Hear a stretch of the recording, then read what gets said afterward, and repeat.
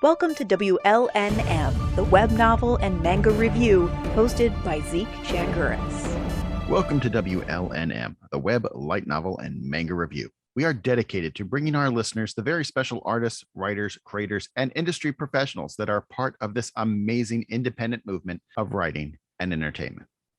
We'd like to welcome today sci-fi and fantasy author Yakov Merkin, author of Greater Duty, Looming Shadow, Shifting Alliance, Ancient Stirring, Dragon Hand, and his most recent work, Light Unto Another World. So welcome Yakov. Thank you for having me. So tell me, you've settled in sci-fi and fantasy as your favorite genre to explore. What drew you to sci-fi and fantasy? Well, part of it is just it's what I grew up enjoying. I mean, and the reason for that is just a lot of, opportunities for creativity and just imagining things that either could be or might one day be, whether it's, obviously sci-fi and fantasy are kind of often go different directions in regard to that. But I mean, just really just fun stories. And so I grew up watching a lot of Star Trek, reading things like Lord of the Rings, The Wheel of Time. And so all that kind of stuff just captured my imagination from a very young age. And I read a lot when I was little. And at some point near the end of grade school, I started getting the idea to write. And around the beginning of college is when I decided that's really what I want to do. And that's when I started taking it seriously. And then in about, I think 2017 is when I put out my first book. And since then I've put out 8, well, actually 9 now. And I've got another 4 hopefully coming over the course of this year. So this working in genre fiction, it has some, to me, I've never have a problem with when people involve tropes in their works, because that's what, if you don't have this framework, if you don't have these recognizable situations, you don't have a genre. But do you find yourself working to I guess it's hard, frankly, it's hard to be original when storytelling's been around for about 10,000 years. So do you find it hard to come up with distinct ideas? Let's use that word, distinct ideas. I don't think it's been that hard, at least so far. I mean, I think it's an important differentiation to be made between tropes and cliches, because tropes, like you said, they're kind of what makes a genre, and you, to some extent, need at least a certain amount of those tropes to be present in the story you want to tell in order to appeal to the the largest part of the audience of that genre. Whereas I think when you get to like cliches is where things get to be, where it gets to be seen as more overdone or lazy, and that's what people have a problem with. But often I think tropes and cliches kind of get conflated, and people consider them to be the same thing, where I don't think that's the case. So you need to have, and you could be original by, you have the tropes as like, the background or things to make it familiar, and then you could include your own ideas or your own little spin on things to make your story unique. All right. You said you started playing around with the idea of writing your own original works a little after elementary school, maybe middle school or junior high, depending on what system you guys are in. So is there any of those stories that you came up with that stick out in your head as either, yeah, this was a great idea, or this is almost too embarrassing to tell people about? Well, it depends what you mean by that, because then the initial draft I wrote of like my first story I did way back when was pretty terrible, and it's never going to see the light of day. But that story, over the years, I did end up refining it and rewriting it until it became A Greater Duty, which was my first book. So I mean, a lot of the essence of that, like the basics of that story, and the main characters were from that original idea that I had, but most of the story around them, and obviously the writing style, changed dramatically over the course of, I guess, maybe a decade or so, until I finally finished a full first draft of that, and then eventually planned out the entire series, and then in 2017 started releasing it. So now, and like you said, like I repeat frequently on this podcast, that I find no shame in anybody who ever lifted material, aka fanfic, because it's just like when your teacher gave you a prompt in school and said, here's the first paragraph, tell me how the story ends. Did you explore any of that in your early days? Not much. I mean, I was on like a forum back, I guess in the early 2000s when that was still a popular thing to do. And there were like some like role play, sections of that forum where it was related. I mean, I don't think it was specifically just one show related setting or anything like that, but I did a little bit of that. And for some of that, I did actually use some of the characters or ideas that eventually became my first book and my first series. So, I mean, I guess it's the closest I really came. I think I might have written a couple of little stories, but I don't even know if I still have those files anymore. But I never did a whole lot of it, because once I started getting my own idea, I was like, well, if I have my own ideas, I'm going to write my own ideas and not trying to play in somebody else's universe, because I can't sell that. So. Right. That makes sense. Yeah. I have found over the years, though, either through fanfic or role playing, like RPGs, tabletop, especially Dungeons and Dragons, especially, that people who took part in either role playing games like that or wrote fan fiction kind of use that as their sandbox. Yeah, a place where they threw some ideas and worked on how to either be creative with their storytelling or work on things like dialogue and setting, because they had a broader framework to work with and it wasn't so intimidating.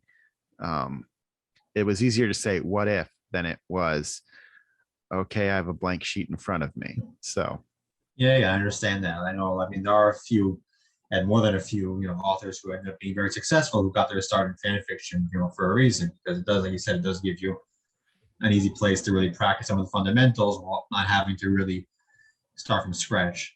Yeah. And definitely, I never really got a chance to do much tabletop role playing, because I never had a group that I could really do that with. I did mostly Magic the Gathering. Okay. So which is obviously not quite the same, but still obviously still fantasy. And I read all the books back when they still made a lot of books, and so I mean that was an influence also for at least some of my ideas. I think the Dragon Hand, which is my first fantasy book that I wrote. That one definitely takes some heavy inspiration from certain aspects of Magic the Gathering, at least in some, not in terms of like the setting necessarily, but in some of the ideas that ended up becoming that story. But, so thinking of inspiration, what kinds of things inspire you to write? Do you see like the everyday things and then put them through your writer's filter? Or are you more of a mechanical, I'm going to write today between X hour and this hour, and I'm going to sit down at my computer and put some words down, and I don't know if they're going to be good or not, but I'm going to put something out? Which is, are you more inspirational? I guess I kind of fall, I guess, more on the side of, I'm a planner. Like, I'm planning my stuff pretty much ahead of time. Like, all of my books are outlined before I start. The outlines vary in how complex they are. But I mean, I wish I could be, organized enough to like have set hours to write every day, but I try to write something every day. And I'm always working on a specific project, whether it's the series I'm writing now or whether it's revising, volumes or other books that I've previously finished that need to be edited, or whether it's outlining something new or getting the initial planning of a new project going on. Because I think that's what helps me a lot, actually, when I ever get stuck somewhere. The best thing for me to do is just take a break and work on another project for a little while, and then get back to the initial project. So you're a big outliner? You like to know exactly where your story is going, or are you? Yeah, I like having my roadmap, because it helps me. I mean, for me, it helps me be more productive once I actually sit down to write, because I know what needs to happen, at least in a general sense, in this chapter. I know some authors outline much more extensively than I do, where they have they have pages and pages of outline for one chapter, whereas for me, I have maybe a page or a paragraph or two just to know, what needs to happen in a general sense, and like the main elements, and then I just go from there. Because that gives me some room to be a little bit creative on the fly, while also having my plan to follow. Just keep myself on track and not get too far, of course. So you leave yourself a little room for the discovery process while you're writing. Yeah, I think I know there are a lot of authors describe the difference between like more discovery writing and outline writing as like architect versus gardener. Yes. And I like to describe myself as like an architect. There's a garden on top of the building. Very modern of you, very, very urban Yeah. planner. Let's put gardens on all the rooftops, which actually makes a lot of sense. And, that's a whole nother topic. Well, but and it looks nice too if it's not. Yes, it insulates, it provides, it doesn't reflect the sun's heat. Yeah, there are all sorts of advantages to that. Yeah. So in that process, even though you've outlined it, just at the times when you are doing discovery, have you found yourself ever like veering off that roadmap that you laid out to begin with? Be like, yeah, this is a much better idea. Sometimes, I mean, it's usually not like anything major. Like I'm not like completely changing the direction of the story, but like maybe like how I get from point A to point B or point C could alter a little bit based on what I know I want to do later, or anything that I changed previously. And that's part of the reason why I can't really outline more than a few books ahead of the series, because a small change in, like, let's say book 5, all of a sudden that has that majorly impacts the outline if I want to do one for book 10. So I really need to like I can only outline as up to, for this my current series, up to 5 books ahead, because I realize at that point it's just too far ahead to really plan beyond the bare bones of like plot and what needs to happen over the whole book.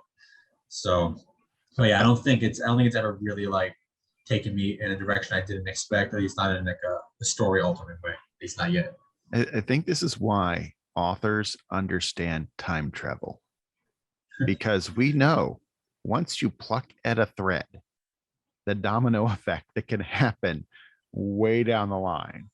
And I think that's why a lot of authors understand time travel theories, because they're like, yeah, if I had changed this one thing in the beginning of my book, I would have had to change this and this and this and this. Yeah, you can create your own little butterfly effect that affects the entire outcome. For me, I have a degree in history, so I spend a lot of time reading and studying history. So I could see a lot of that, just looking at history of major events. You could look back and see what smaller events before that precipitated it, and what, how it snowballed, or how everything led to the other thing, and then we got this big event. So I think that also is part of what helps me be able to, plan my writing and stuff, because I have a lot of experience looking at cause and effect and seeing how things play out like that. So tell us a little bit about Light Unto Another World, your most recent work that you've put out there. What are we looking at? Well, it's my first foray into like light novels or anime style, lack of a better term, stories, because I got in 2019. It was when I got back into watching anime after over a decade of not really watching anything, and it just ended up being a lot of fun. And I watched a bunch of shows, mostly fantasy shows. I mean, most of them ended up being isekai fantasy, because that's That's a very popular genre right at the moment. Yes. Yeah, and also some that were more more straight up fantasy. Like, I think the first anime I watched when I got back into things was Goblin Slayer, which obviously is a very Dungeons and Dragons inspired fantasy show. Yes, very Dungeons and Dragons inspired, and very were you aware enough or plugged in enough to see the fan fervor over the first episode? Yeah, I think that's part of what got me to watch it in the first place, because I saw everybody talking about it. I was like, you know what? I haven't watched an anime in forever. Everybody's arguing or discussing this, so I might as well check it out. And then I checked it out, and then I guess I never left it. Well, it's good that a positive for the business happened there, because yeah, that was a Yeah. fun little time where people were like, oh my God, how can you show this? And I'm like, read the book, it's worse. Yeah, that's what I hear. I haven't read the source material, but that's what I hear. I mean, in a lot of cases where they have, where anime are controversial in that sense, often the source material is even worse than what gets put on TV. Yeah. So, all right. So it's Yeah. like an isekai story. What can you tell us about the plot without giving away the shop? Yeah, without giving too much away. I mean, the bare bones of the plot is an Israeli soldier, like just an average soldier, one day gets pulled through a portal into a fantasy world, and he immediately, needs to figure out, what's going on. Number one, number two, what he's going to be doing on this world, and if there is a way back. Because, like we said, when he first shows up, he kind of ends up in the middle of nowhere. There's nobody around you, and he has to just start walking to see if there's anybody even on this world before he runs into people. And then he, gets involved in things going on this world, and things that gets heavily involved, and things escalate a lot. I mean, especially once you get to book 2 and book 3, which will be coming out later this year. I mean, things really start to escalate almost beyond his control. But I guess by that point, he decides just to ride the lightning and just go with what's going on, and do what he believes is the right thing to do, and help people who he could help. I mean, part of what I wanted to do with this series, because I watch a bunch of at least the more recent isekai anime, and one of the things that, I mean, while they're still fun most of the time, one thing that did annoy me a little bit is that the main characters are often, which I think it is intentional, but they're often very like blank slate type of characters, and they're very reactive characters.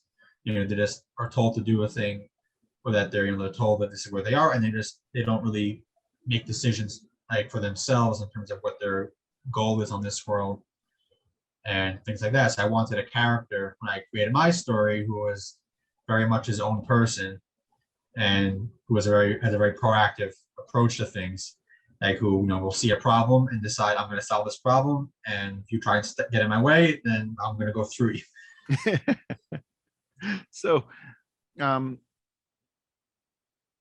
one of the things that jumps out for me with a lot of isekai stories is that there are the ones that feel like they are complete farce. I mean, like Another World with My Smartphones, and things like that, where it's just like, years ago, the Sci-Fi Channel used to show like basically like a movie of the week, and it'd be like Sharktopus or things like that, and it's like you just put some words in a blender and just the lowest effort. Let's see what comes out. And sometimes they seem almost farcical, and then you have the actual farces which are like Konosuba, which is a true farce about isekai, and then you have more hardcore things like Tanya the Evil, which is which is a much more hardcore look, or I mean, it's a different type of setting altogether also. Grimgar Fantasy and Ash, which is just absolutely guttural, with this depiction of life, of being like tossed into a place you don't understand. So it's interesting to see where people decide to go with it, and a lot of it, I wonder if there's a way to connect personal experiences of the writers. I mean, are they looking for escapism, or are they looking for something that leans more into I guess in a way you're thinking it's a sci-fi, it's kind of a sci-fi influence when you go a little bit more realistic. I guess, because you have a lot of directions. I mean, that's part of the reason why I like, science fiction and fantasy overall, but also isekai, or portal fantasy, which has been around, since Narnia or before, which is essentially the same concept, where people from our world end up in another world. Alice in Wonderland.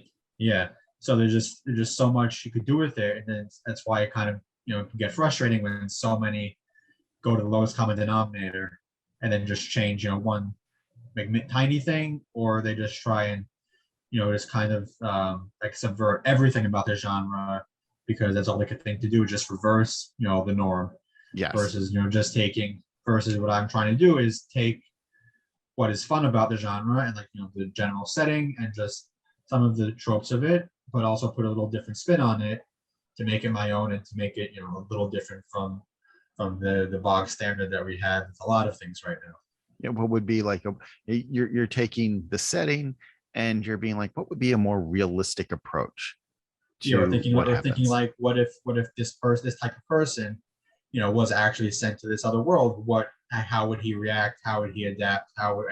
What would he decide to do once he starts figuring out what's going on, and just go from there? So I guess kind of like, also a different type of character than you see in most isekai, because like you said, most of them tend to be like the more blank slate, like the shut-in types.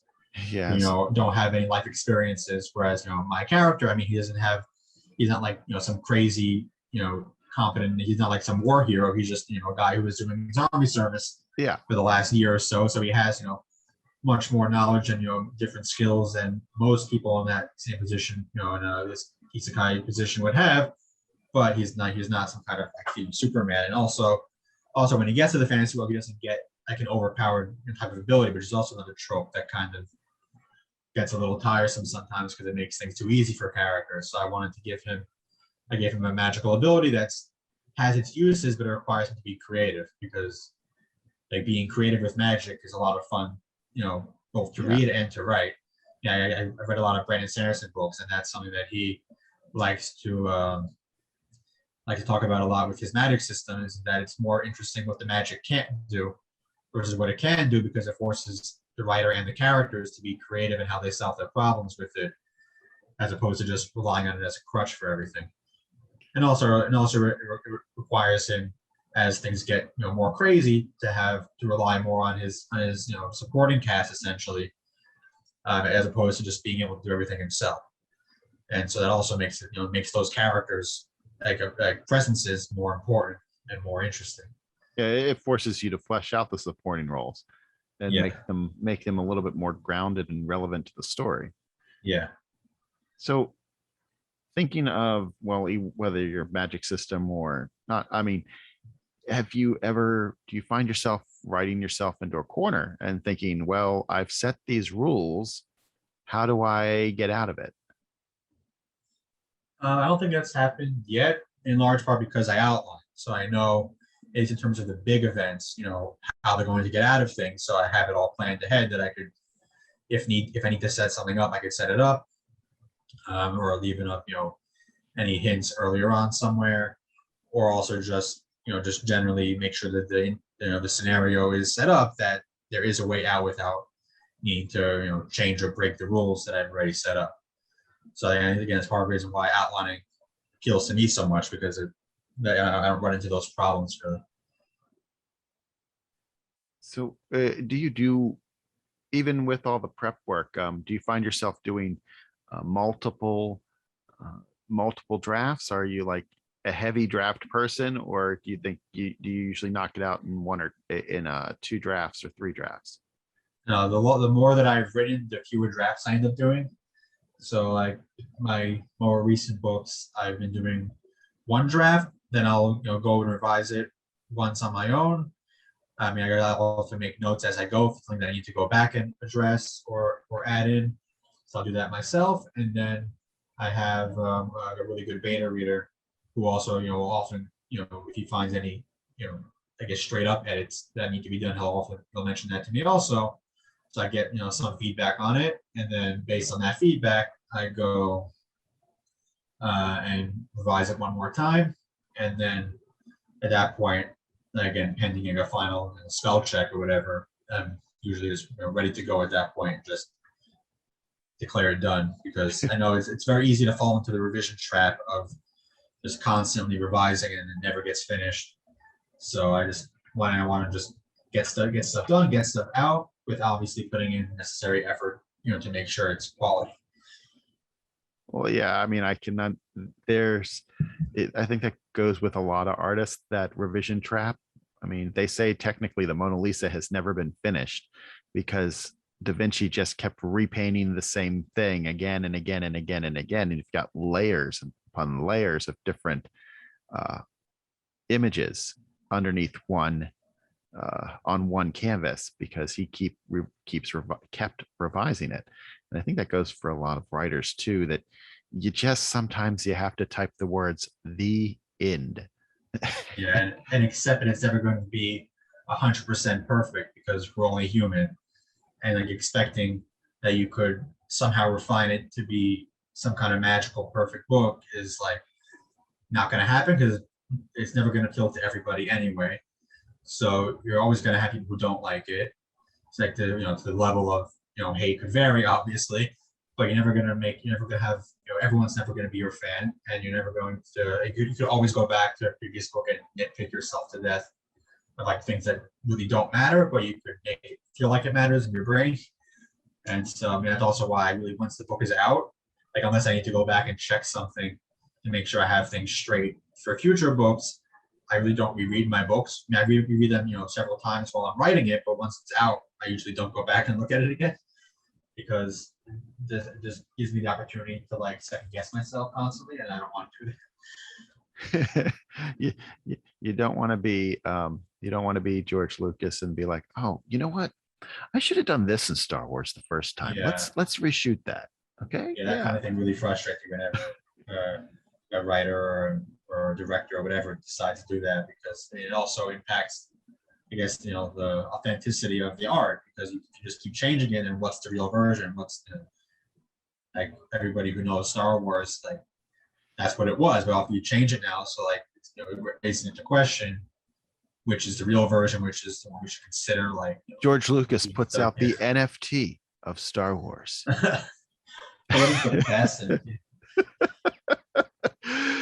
Well, think about I think about it in the way that every overnight success takes 10 years. John Grisham, for one. I mean, there's a great story that he tells about having a box of a time, I think it was like A Time to Kill or The Firm in the back of his truck, in the back of his car, and he going around to booksellers, like walking in with books and being like, this is what it's about, would you like to put it on the shelf? And having an entire box, also the trunk leaked and like ruined several dozen copies of his first edition of his first book. And he's like, I just had to pitch him in the trash, and it was heartbreaking because you put all that time and effort into it and have it printed, and you had to pitch them because they were all damaged, especially when you're working so hard to get people to put it on their shelves. So a little different now that we can direct publish, but I can't imagine going from door to door saying, hey, please read my book. Well, it's still a struggle to get the books in front of enough eyes that you could start selling a lot, because it doesn't matter how good the book is if you can't market it well enough, and you can't get it in front of enough, because if you get it in front of 100 people, you could expect maybe one or two to buy it realistically. So you need to be getting it in front of as many people as possible to then hopefully find at least a sizable enough core audience that it can really start to grow. I mean, fortunately, my stuff has been growing overall. I mean, I've been doing Kickstarters for my books, and the one I did for my current series, Find Another World, was my most successful by order of like twice as successful as my previous one, but it's still a struggle. And I mean, especially on Amazon. I mean, Amazon ads seem to just be a waste of money for me and a lot of people that I talk to, and just trying to figure out the ways to get it in front of more people who would enjoy it, and it just takes a lot of work that writers don't like, because we want to write the books, we don't want to be marketing the books, but there's no way around. But the question is, even if you only had one reader, would you write? Oh yeah, I can't stop myself at this point. Like, and especially if I could manage at least cover my production costs. Yeah. Which is what my point of my Kickstarters are, to cover the production costs of my projects. Like, I mean, then at least I'm not losing anything from it, and I could at least afford to keep putting stuff out and try and work on growing it. Like I said, it's been growing. It's much slower than I would like, but that's why I have a day job for now, and just keep putting things out, keep working on new products. I have another project. I mean, at least one or two other projects that are in various stages now of preparation or I'm actually working on a manga project that I hope to start moving sometime next year, that I'm getting concept art done for right now. So you well, just checking. So Yeah. you're hiring out your artwork, and you're not some sort of Yeah. secret spectacular manga artist. Oh, no. No, okay. That'd be really convenient if I could do it all myself. I wish I could too. I mean, I outlined an entire manga, like what every frame would say, and then I found out how much it would cost to hire someone to draw it. And I was Yeah. like, well, that maybe I'll turn that into prose. Yeah, that's why Kickstarter exists, as a way to try and raise, the funds to be able to produce things like that. Because like I know a bunch of people who have done pretty well for themselves doing indie comics and things like that. So I mean, it is doable. It's just obviously a lot of work and not easy at all. So that's why I'm taking, especially with the manga project, I'm taking it very slowly. Like I'm just getting like character concept art done now, and then like I'm not even gonna get that project really rolling until I get out the next batch of like another world books, like probably early next year, hopefully. But as long as I keep a writing schedule on pace. How do you, thinking of that more nitty gritty part? Because face it, a big part of my audience is writers themselves. Are writers themselves. How do you manage your time? I mean, how do you, someone, lack of a better thing, I think it comes down to priorities. One of my favorite quotes of all time was actually from John Paul II. Someone asked the Pope, he's like, when he said, I pray 4 hours a day. And someone's like, how do you find the time to pray 4 hours a day? And the Pope's like, because I pray 4 hours a day. It's about priorities. For him, that was a priority. It wasn't something extra he was doing. It was what he was doing. So how do you find that time to put that into your books? Well, I wish I was more efficient. Yeah, my time management skills definitely need some work, but I mean, part of it is just this is what I know I want to do. Hopefully, long term as my career eventually, whether it takes another year to get to that point, another 5 years or 10 years. This is what I want to do, and the only way to do that is to keep putting out new books as often as I can, obviously without compromising the quality. So I just I know that I have things I need to get done, and I just need to. I mean, some days are better than other days in terms of making the right amount of time to work on it, but just getting at least something done every day, and obviously having the outlines helps, because I could then I have like easy like start and stop points. Like I could say, okay, I want to finish this chapter today, or this chapter by tomorrow, and then I could know, okay, if I do this, then I'm on pace to finish this volume by next month, and then I can finish the next one within another month and a half, and just to keep myself moving constantly, so that I don't stagnate, and I don't get too distracted from things to then have trouble getting back into it. But like you said, it really just has come down to priority, because like I said, I know I want to do this as a career, not just as a hobby, and the only way to really do that, especially as an indie author, is to be constantly writing, constantly releasing stuff, and just keeping and constantly coming up with new projects, and occasionally bigger projects that you want to try and up the game a little bit. And because it really just comes down to just keeping moving, I think. Okay, it's kind of like that, a perpetual motion. You just got to keep plugging forward. So is there anything else you'd like to tell me about, or tell us about today, me and the listeners? About what? About the books, or about books or writing? Do you have a piece of advice or a nugget of knowledge that you'd like to lay down at our feet? Well, apart from the fact that outlining these, even if it's a very basic outline, is a good idea. I mean, also one thing that's helped me a lot in terms of not necessarily the writing, but in terms of getting the books produced and everything, is to, like, when you find an artist or somebody to work with, try and make it fun for them too. Like, you make it a good business relationship, because they want to enjoy the project too, and they're creative also.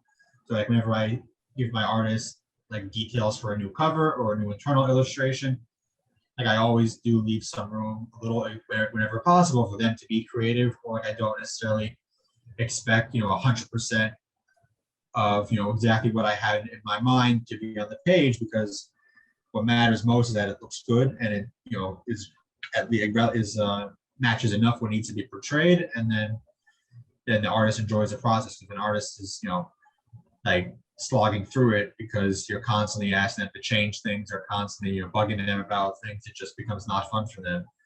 And like, fortunately, up to this point, every artist that I've worked with, I've had a good relationship with, and it's been able to like very cooperative. And they said they seem to enjoy the projects. And the artist I'm currently using for Light into Another World, he's the same artist I'm gonna use when I do my manga project also, because his art's really good and I like working with him and he likes working with me.